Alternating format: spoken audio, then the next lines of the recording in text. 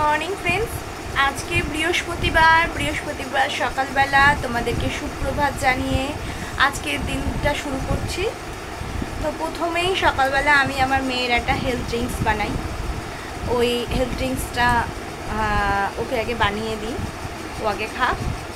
এটা একটা health drinks, এটা ইন্টারনাল ভিতর থেকে আর কি নিজেকে ঠিক রাখার জন্য এই ড্রিঙ্কসটা রেগুলারই খায় আমার মেয়ে, শুধু সানডেতে খায় না।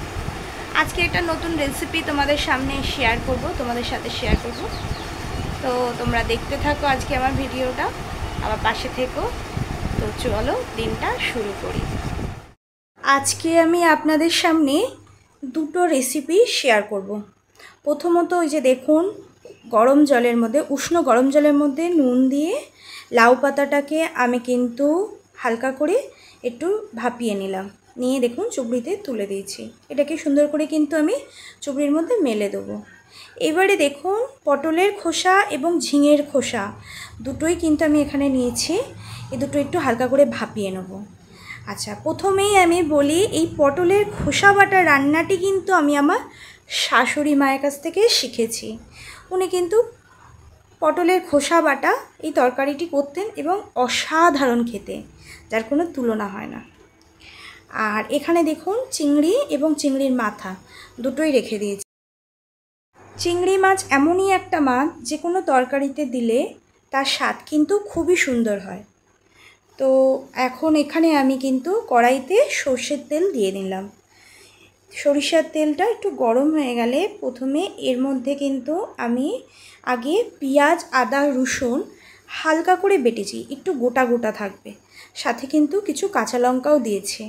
দেখুন, মশলাটা কিন্তু হালকা বাটা, একটু গোটা গোটা ভাব থাকতে হবে। ও তার মধ্যে আমি দুটো বড় বড় টমেটো সাথে আমি দিয়ে দিলাম, দিয়ে ভালো করে মশলা। এখন আমরা ইলেকট্রনিক যন্ত্রের ওপরে কিন্তু আমরা পুরোপুরি নির্ভরশীল হয়ে গেছি। তো আগেকার মানুষরা কিন্তু এত ইলেকট্রনিক যন্ত্রের ওপর নির্ভরশীল ছিলেন না। তো ওনারা কিন্তু শিলবাটাতেই কিন্তু এই সমস্ত বাটাবুটি করতো। আমার শাশুড়ি মাকেও আমি কিন্তু শিলেই বাটতে দেখেছি।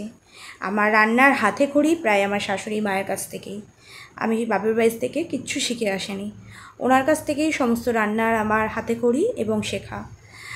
রান্না করতে আমার খুবই ভালো লাগে।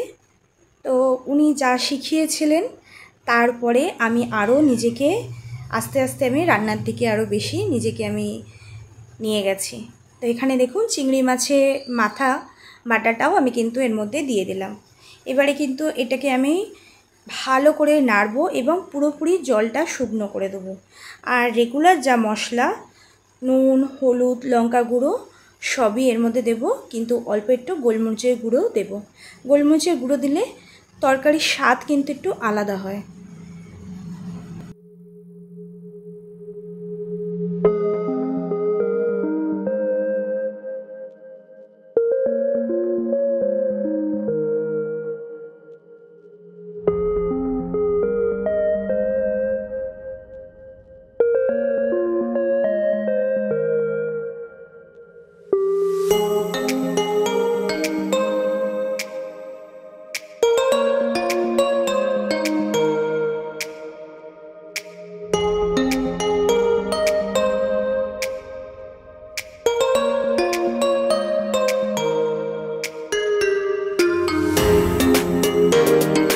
পটলের খোসা বাটা তরকারি আমার রেডি।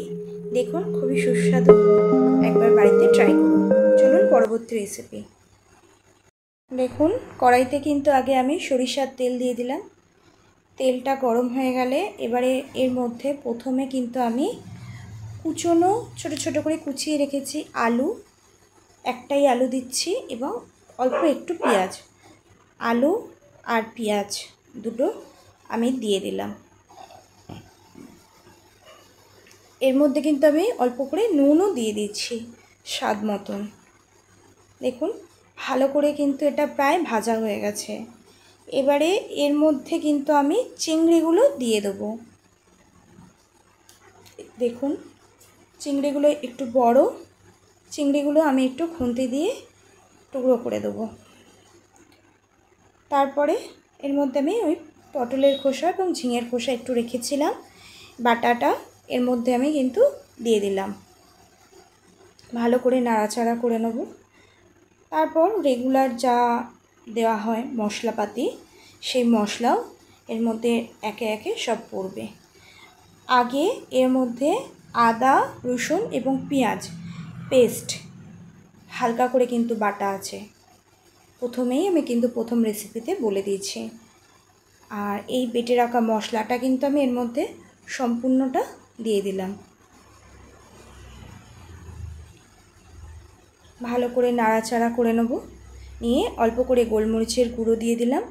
আর রেগুলার যা মশলা সবই এর মধ্যে কিন্তু আমি দিয়ে দিলাম। এটা বলার কিছু নেই, সবাই জানেন রেগুলার মশলা যা যা দিতে হয়। দিয়ে পুরটা কিন্তু আমি রেডি করে নিচ্ছি। দেখুন প্রায় পুর আমার কিন্তু কমপ্লিট হয়ে এসছে। আগে আমি ব্যাটারটা গুলে নিই। বেসন, কর্নফ্লাওয়ার, কালো জিরে, হলুদ আর নুন দিয়ে অল্প করে জল দিয়ে কিন্তু আমি ভালো করে ব্যাটারটা গুলে নিই।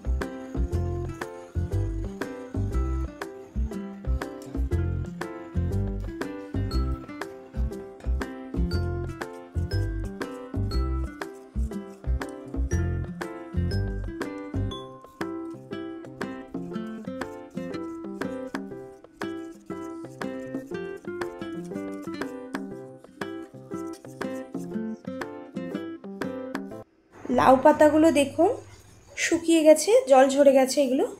এরপর এর মধ্যে কিন্তু আমি পুরটা দিয়ে দিচ্ছি, যে পুরটা রেডি করে নিয়েছিলাম। এই পুরটা কিন্তু দিয়ে আর তারপরে বেসনের মধ্যে ডুবিয়ে ডুবো তেলে ভাজলেই হয়ে যাবে। আর আমার যা রান্নার সম্পর্কে অভিজ্ঞতা আছে, সেই অভিজ্ঞতা দিয়ে আপনাদের সাথে কিন্তু আমি সমস্ত রান্না শেয়ার করব এবং এগুলো শেয়ার করছি। আগামী দিনেও আপনারা যদি আমার পাশে থাকেন তাহলে কিন্তু আমি আরও অন্যান্য রান্নার ভিডিও নিয়ে আসব।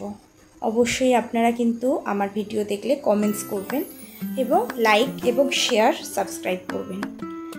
যাই হোক, আগে আমি পুরটা রেডি করে নিই। পুরটা রেডি করে নিয়ে আমি একে একে সমস্তটা বেসনে চুবিয়ে আর ভেজে নেব।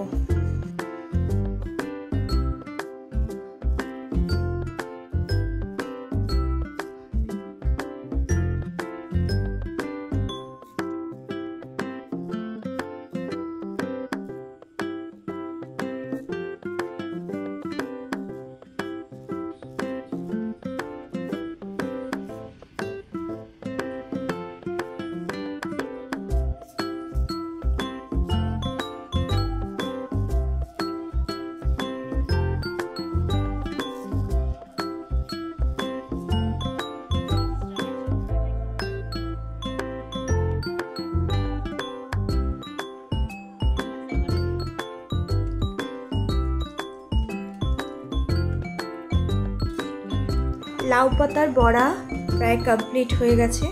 দেখুন এবারে আমি প্লেটের মধ্যে তুলে নিচ্ছি। যদি আমার এই লাউ পাতার বড়ার ভিডিওটা যদি ভালো লাগে, লাইক করবেন, কমেন্টস করবেন এবং শেয়ার করবেন। আজকের মতন আমি ভিডিওটা এখানেই শেষ করছি। আবার দেখাবে নতুন একটা ভিডিওতে।